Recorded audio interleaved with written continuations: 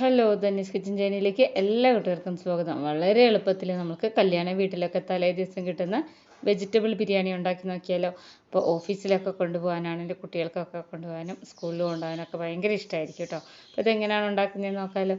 ഞാനിവിടെ ഇത് കൈമ റൈസാണ് കേട്ടോ. കൈമ റൈസ് അല്ലെങ്കിൽ ജീരകശാല അരി നമുക്ക് 2 കപ്പോളം എടുക്കുന്നുണ്ട് ഞാനിവിടെ.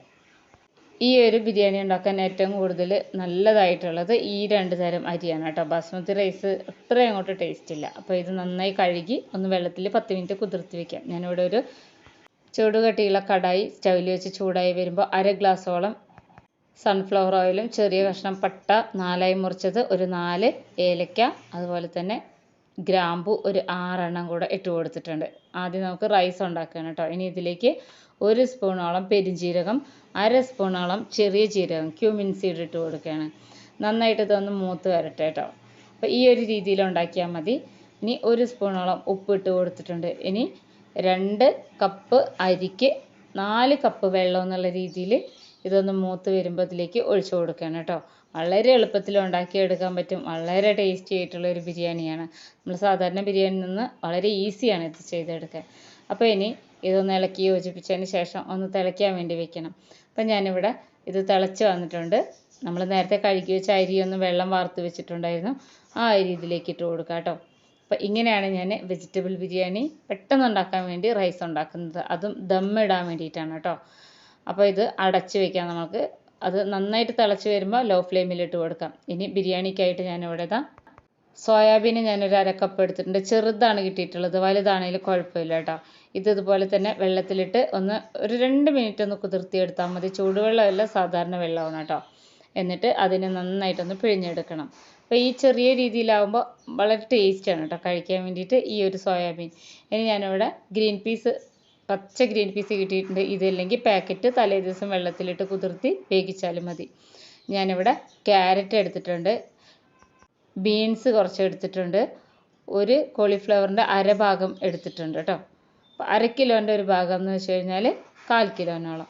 പിന്നെ സവാള, തക്കാളി, ഒരു വലിയ ഉരുളക്കിഴങ്ങ് ഞാൻ എടുത്തിട്ടുണ്ട്. ഇനി ഇതിലേക്ക് മല്ലിയില, പുതിനയില, പച്ചമുളക്, ഇഞ്ചി, വെളുത്തുള്ളി, ഇത്രയാണ് ഞാൻ എടുത്തിട്ടുള്ളത്. ഇനി ഇതിലുള്ള പച്ചമുളക്, ഇഞ്ചിയും വെളുത്തുള്ളിയും കൂടെ ഇത്രയും എടുത്തിട്ടുണ്ട് എരിവിനായിട്ട്. ഇതാണ് ചേർത്ത് കൊടുക്കുന്ന പച്ചമുളക് കേട്ടോ. അത് ചതച്ച് വരാം. അതുപോലെ തന്നെ 4 തക്കാളി, ഇതൊന്ന് അരച്ചെടുക്കാം തക്കാളി.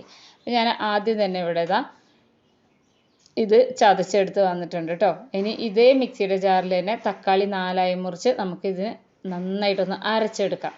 അപ്പോൾ ഇത് അരിഞ്ഞെടുക്കുന്നതിനെക്കാട്ടിൽ കുറച്ച് ഈസിയാണ് കേട്ടോ. പിന്നെ ഗ്രേവി ഉണ്ടാവുകയും ചെയ്യും. നമുക്ക് മസാല സാധാരണ ബിരിയാണിയുടെ മസാല പോലെ ഉണ്ടാവും ഇങ്ങനെ അരച്ചെടുക്കുമ്പോൾ. അപ്പോൾ ഞാനവിടെ ഇത് അരച്ച് വന്നിട്ടുണ്ട്. ഇതെല്ലാം ചെയ്ത് കഴിയുമ്പോഴേക്കും നമ്മുടെ റൈസ് ഇവിടെ റെഡി ആയിട്ടുണ്ട് കേട്ടോ. നല്ല അടിപൊളിയായിട്ട് റൈസ് വെന്ത് വന്നിട്ടുണ്ട്. അപ്പോൾ നന്നായിട്ട് റെഡി ആയിട്ടുണ്ട്. എന്നിതാ ഇളക്കി കാണിച്ചു തരാം കേട്ടോ. കറക്റ്റായിട്ട് ഇത് കുക്കായി വന്നിട്ടുണ്ട്. ഇപ്പോൾ ജീരകശാല അരിയാണെങ്കിലും കൈമ റൈസ് ആണെങ്കിലും നല്ല മണമാണ് കേട്ടോ ഈ ഒരു രീതിയിൽ ഉണ്ടാക്കി കഴിഞ്ഞാൽ. ഒരു തവണ കുറച്ചെടുത്ത് ഉണ്ടാക്കി നോക്കിയാൽ അറിയാൻ പറ്റും എത്ര ടേസ്റ്റിയാണ് ഈ ഒരു ബിരിയാണി എന്നുള്ളത്. അപ്പോൾ നന്നായിട്ട് ഇളക്കി യോജിപ്പിച്ച് കൊടുത്തതിന് ശേഷം നമ്മൾ സ്റ്റൗ ഓഫ് ചെയ്ത് വെച്ച് വീണ്ടും ഇതിനെ അടച്ച് വെക്കാൻ കേട്ടോ. ഞാനൊരു കുക്കർ വീണ്ടും സ്റ്റൗവിൽ വെച്ചിട്ടുണ്ട്. ഒന്ന് ചൂടായി വരുമ്പോൾ ഇതിലേക്ക് 4 ടേബിൾ സ്പൂണോളം സൺഫ്ലവർ ഓയിൽ ഒഴിച്ച് കൊടുത്തു. നമ്മൾ ചതച്ച് വെച്ചിട്ടുള്ള ഇഞ്ചി, വെളുത്തുള്ളിയൊക്കെ ഉണ്ടല്ലോ, പച്ചമുളക്, ഇതെല്ലാം ഇതിലേക്ക് നല്ലോണം ചൂടായിട്ട് ഇട്ട് കൊടുക്കണം കേട്ടോ. ഞാനിവിടെ അധികം എണ്ണ ചൂടായിട്ടില്ല, അതിൻ്റെ മുന്നേ ഇട്ട് കൊടുത്തിട്ടുണ്ട്. ഇനി ഇതിനെ ഒന്ന് ജസ്റ്റ് ഇതുപോലെ ഒന്ന് വഴറ്റിയെടുക്കാം. ഈ ഒരു പരുവത്തിൽ ഇങ്ങനെ വഴറ്റിയെടുക്കണം. ഒന്ന് പച്ചമണം മാറാൻ വേണ്ടിയിട്ടാണ് കേട്ടോ. പിന്നെ നമുക്ക് നേരത്തെ അരച്ച് വെച്ച ടൊമാറ്റോ പ്യൂരി ഉണ്ടല്ലോ, ചെറിയ കഷ്ണങ്ങളൊക്കെ ഉണ്ടെങ്കിലും കുഴപ്പമൊന്നുമില്ല. പക്ഷേ ഇങ്ങനെ അരച്ചെടുക്കുമ്പോൾ ഇതിനൊരു പ്രത്യേക ഒരു ടേസ്റ്റുമാണ്. നല്ലൊരു തിക്നെസ്സാണ് കേട്ടോ കിട്ടുക. അപ്പോൾ സമയം കുറവും കൂടിയാണ് ഇതിങ്ങനെയൊക്കെ ചെയ്തെടുക്കുമ്പോൾ. നന്നായിട്ട് ഇളക്കി യോജിപ്പിച്ച് കൊടുക്കണം. ഒത്തിരി ഇങ്ങനെ കളറൊന്നും മാറി വരണ്ട. ആ സമയത്ത് തന്നെ നമുക്കിതിലേക്ക് മസാലകൾ ചേർത്ത് കൊടുക്കാം. ഞാനിവിടെ കാശ്മീരി മുളക് പൊടിയാണ് ചേർത്ത് കൊടുക്കുന്നത് കേട്ടോ. 1 സ്പൂണോളം ചേർത്ത് കൊടുക്കുന്നുണ്ട്. ഇത് വേണമെന്ന് നിർബന്ധമില്ല, സാധാരണ മുളക് പൊടി മതി. ഇനി 1 സ്പൂണോളം മല്ലിപ്പൊടിയും കൂടെ ചേർത്ത് കൊടുത്തു. 1/2 സ്പൂണോളം മഞ്ഞൾപ്പൊടി ചേർത്ത് കൊടുത്തു. ഇതിലേക്ക് 1 സ്പൂണോളം ഗരം മസാല, പട്ട, ഗ്രാമ്പു, ഏലക്ക, പെരിഞ്ജീരകം, ഇതെല്ലാം കൂടെ വറുത്ത് പൊടിച്ച് വെച്ചതാണ് കേട്ടോ. അത് 1 സ്പൂൺ ഇട്ട് കൊടുത്തു. അതുപോലെ തന്നെ മസാലയ്ക്ക് ആവശ്യമായിട്ടുള്ള 1 സ്പൂൺ ഉപ്പും കൂടെ ഇതിൽ ചേർത്ത് കൊടുത്ത് നന്നായിട്ട് ഇതിനൊന്ന് ഇളക്കിയെടുക്കാം. അപ്പോൾ നല്ലോണം ഈ ഒരു രീതിയിലാണ് ഇരിക്കുക കേട്ടോ. നമ്മൾ സവാളയൊന്നും ഇങ്ങനെ വഴറ്റി സമയം കളയുന്നില്ല. സവാളയൊക്കെ ഞാൻ വലിയതാക്കിയിട്ട് അരിഞ്ഞ് വെച്ചിട്ടാണുള്ളത് കേട്ടോ. അപ്പോൾ ഇതാ നന്നായിട്ട് ഇളക്കി യോജിപ്പിച്ച് ഒന്ന് എണ്ണ തെളിഞ്ഞ് വരുന്ന ഈ ഒരു സമയത്ത് നമുക്ക് നേരത്തെ എടുത്തു വെച്ചിട്ടുള്ള ഗ്രീൻ പീസ്, പച്ച ഗ്രീൻ പീസാണ് കേട്ടോ, ഇതൊട്ടും കുക്കാക്കിയിട്ടില്ല. അതുപോലെ തന്നെ സോയാബീനും ഇതുപോലെ ഇട്ട് കൊടുക്കണം കേട്ടോ. ഇനി അരിഞ്ഞു വെച്ചിട്ടുള്ള പച്ചക്കറികൾ, സവാള, ഉരുളക്കിഴങ്ങ്, കോളിഫ്ലവർ, ബീൻസ് ഇതെല്ലാം കൂടെ ഒരുമിച്ചിട്ട് കൊടുക്കുകയാണെ. ക്യാരറ്റും നന്നായിട്ട് ഇതിനൊന്ന് ഇളക്കി യോജിപ്പിച്ചെടുക്കാം. നമ്മൾ സാധാരണ ബിരിയാണി ഉണ്ടാക്കുന്ന പോലെ സവാളയൊന്നും വഴറ്റി ഒത്തിരി സമയം എടുക്കുന്നില്ല. എല്ലാം വലുതാക്കിയിട്ടാണ് ഇതിൽ അരിഞ്ഞിട്ടിട്ടുള്ളത് കേട്ടോ. ഈ ഒരു രീതിയിൽ നന്നായിട്ട് ഇളക്കി യോജിപ്പിച്ച് കൊടുക്കണം. അപ്പോൾ ഇതിന് 2 മിനിറ്റ് ഒന്ന് മീഡിയം ഫ്ലെയിമിലൊന്ന് അടച്ച് വയ്ക്കാം. ഞാനിവിടെ വിസിലുള്ളതുകൊണ്ട് അടച്ച് വയ്ക്കുക മാത്രമാണ് ചെയ്തിട്ടുള്ളത് കേട്ടോ. അപ്പോൾ അതാ ഒരു 2 മിനിറ്റ് കഴിയുമ്പോൾ നമ്മുടെ പച്ചക്കറിയുടെ പച്ചമണമൊക്കെ മാറി എണ്ണയൊക്കെ തെളിഞ്ഞ് കുറച്ചൊന്ന് കുക്കായിട്ട് വന്നിട്ടുണ്ടാവും. ഈ ഒരു പരുവത്തിലാണ് ഇരിക്കുക കേട്ടോ. പച്ചക്കറിയിൽ മസാലകളൊക്കെ നന്നായിട്ട് പിടിക്കണം. അതിനും കൂടെ വേണ്ടിയിട്ടാണ് കേട്ടോ അതൊന്ന് വേവിച്ചെടുത്തത്. വെള്ളമൊന്നും നമ്മൾ ഇതുവരെ ഒഴിച്ചിട്ടില്ല. ഇനി തീ വളരെ കുറച്ച് വെച്ച് കൊടുത്തതിന് ശേഷം ഒരു കപ്പ് പുളിയില്ലാത്ത തൈരും കൂടെ ചേർത്ത് കൊടുക്കണം കേട്ടോ. ഇത് ഓപ്ഷനിലാണ്, ഇല്ലെങ്കിൽ ഇത് സ്കിപ്പ് ചെയ്യാം. അപ്പോൾ അധികം പുളിക്കരുത്, പുളിച്ച് കഴിഞ്ഞാൽ ഇതിന് വേറൊരു ടേസ്റ്റ് ആവും. ഇത് ഒഴിച്ചു കൊടുത്ത് നന്നായിട്ട് ഇതിനൊന്ന് ഇളക്കി യോജിപ്പിച്ച് പിന്നെ നമുക്ക് മീഡിയം ഫ്ലെയിമിലിട്ട് കൊടുക്കാം. ലോ ഫ്ലെയിമിലാണ് നമ്മൾ തൈര് ഒഴിച്ച് കൊടുക്കേണ്ടത് കേട്ടോ. ഈ തൈര് ഒഴിക്കുമ്പോൾ ഇതിനൊരു പ്രത്യേക ഒരു മണമൊക്കെയാണ്. ഇനി ഇങ്ങനെ കിടന്ന് വേകട്ടെ. ഒരു 2 മിനിറ്റ് കഴിയുമ്പോൾ ഇതാ തൈരൊക്കെ നല്ലോണം അതിലെ വെള്ളമൊക്കെ നന്നായിട്ട് വറ്റി പച്ചക്കറികളൊക്കെ നന്നായിട്ട് വെന്ത് വന്നിട്ടുണ്ട്. ഇങ്ങനെ ഉടഞ്ഞു പോകുന്ന ഒരു പരുവത്തിലേക്ക് ഈ പച്ചക്കറികളൊന്നും ആവരുത് കേട്ടോ.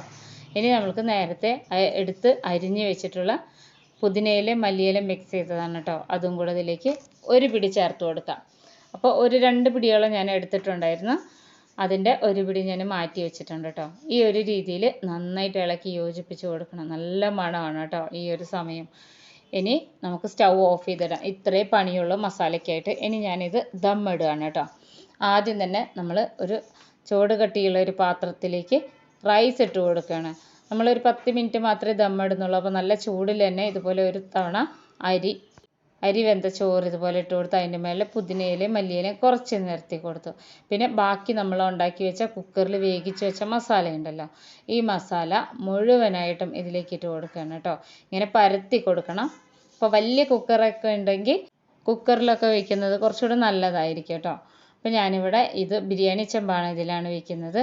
ഇനി അടുത്ത ലെയറും കൂടെ നമുക്കിതുപോലെ ഇട്ട് കൊടുക്കാം കേട്ടോ. ചോറാണ് ഞാൻ ലെയറായിട്ട് ഇട്ട് കൊടുക്കുന്നത്. മസാല ഒരൊറ്റ തവണ മുഴുവനായിട്ടും ഇട്ട് കൊടുക്കുകയാണ്. ഇതുപോലെ നമ്മൾക്ക് എത്ര ലെയർ വേണോ ഈ ചോറ് കഴിയുന്നത് വരെ കുറേശ്ശെ ലെയറായിട്ട് ഇട്ട് കൊടുക്കാം. അപ്പോൾ ഇനി ഏറ്റവും മേളിൽ ഇതുപോലെ കുറച്ചും കൂടെ മല്ലിയിലയും പുതിനയിലയും ഉണ്ടെങ്കിൽ മാത്രം ഇട്ട് കൊടുത്താൽ മതി, നിർബന്ധമില്ല കേട്ടോ. ഇതൊരു ഭംഗിക്കും നല്ലൊരു മണത്തിനും വേണ്ടിയിട്ടാണ്. നമ്മളിതിൽ ഒട്ടും തന്നെ നെയ്യ് ചേർത്ത് കൊടുത്തിട്ടില്ല. ഈ ഒരു സമയം ഇഷ്ടമാണെങ്കിൽ നെയ്യ് ചേർത്ത് കൊടുക്കുക. ഞാനിത് അടച്ചു വെച്ച് ഇനി ഞാനിവിടെ ബിരിയാണിക്കൊക്കെ ദം ഇടുന്ന ഒരു തവയാണ് കേട്ടോ ഇത്. ഞാൻ ഇതിൽ ദോശ ഉണ്ടാക്കാറുണ്ട്. നന്നായിട്ടൊന്ന് ചൂടാവാൻ വെക്കണം. എന്നിട്ട് ഇത് കയറ്റി വെച്ച് ഇതിൻ്റെ മുകളിൽ ഞാൻ വെള്ളമാണ് കുടിക്കാനുള്ള വെള്ളം ഒന്ന് ചൂടാവുകയും ചെയ്യും കേട്ടോ. അത് ഇതിൻ്റെ മുകളിൽ കയറ്റി വെച്ചിട്ടുണ്ട്. ഒരു 10 മിനിറ്റ് വെച്ചാൽ മതി കേട്ടോ. വളരെ ലോ ഫ്ലെയിമിലാണ് വെക്കേണ്ടത്. അപ്പോൾ ഒരു 10 മിനിറ്റിന് ശേഷം ഞാൻ ഇതിൽ നിന്ന് എടുത്ത് മാറ്റിയിട്ട് ഞാൻ കാണിച്ചു തരാം കേട്ടോ. അപ്പോൾ അതാ നല്ല സൂപ്പറായിട്ടുള്ള വെജിറ്റബിൾ ബിരിയാണി, ചിക്കൻ ബിരിയാണിയും മട്ടൻ ബിരിയാണിയൊക്കെ ടേസ്റ്റുള്ള വെജിറ്റേറിയൻസിനൊക്കെ ഒത്തിരി ഇഷ്ടമാവുന്ന രീതിയിലുള്ള വെജ് ബിരിയാണി ഇവിടെ റെഡി ആയിട്ടുണ്ട്. ഇനി നമ്മളിത് ഇളക്കിയെടുക്കുന്നതെന്ന് വെച്ച് കഴിഞ്ഞാൽ ഇത് മിക്സ് ചെയ്തിട്ടാണ് ഇളക്കിയെടുക്കേണ്ടത് കേട്ടോ. അടിയിലൊന്നും ഒട്ടും തന്നെ പിടിച്ചിട്ടില്ല. നല്ലൊരു മണമാണ്. നമുക്ക് റെസ്റ്റോറൻറ്റിലൊക്കെ പോയി കഴിഞ്ഞാൽ ഇങ്ങനെ ഒരു മഞ്ഞ കളറിലും പിന്നെ റെഡ് കളറിലൊക്കെ കിട്ടുന്ന ബിരിയാണി ഇതുപോലെ ഉണ്ടാക്കിയിട്ട് ഇങ്ങനെ മിക്സ് ചെയ്തെടുക്കുന്നതാണ് കേട്ടോ. എല്ലാവർക്കും ഇഷ്ടമാവും. നെയ്യൊന്നും ചേർക്കാത്തതുകൊണ്ട് തന്നെ ഓഫീസിലൊക്കെ കൊണ്ടുപോകാനും കുട്ടികൾക്കൊക്കെ ടിഫിനായിട്ട് കൊടുക്കാനൊക്കെ വളരെ നല്ലതാണ്. എല്ലാവരും ഉണ്ടാക്കി നോക്കി അഭിപ്രായങ്ങളൊക്കെ അറിയിക്കണേ. അടിയിലൊന്നും പിടിക്കാതെ നല്ല പെർഫെക്റ്റ് ആയിട്ട് നമുക്ക് വെജ് ബിരിയാണി റെഡി ആയിട്ടുണ്ട്. ഇനി ഇത് നമുക്കൊരു പാത്രത്തിലേക്ക് മാറ്റാം. അപ്പോൾ ഇതാ ദം ബിരിയാണി, വെജിറ്റബിൾ ബിരിയാണി റെഡി ആയിട്ടുണ്ട്. എല്ലാവരും ഉണ്ടാക്കി നോക്കി അഭിപ്രായങ്ങളൊക്കെ അറിയിക്കണേ. ഇതുപോലുള്ള ഈസി റെസിപ്പീസുമായിട്ട് അടുത്ത വീഡിയോയിൽ കാണാം.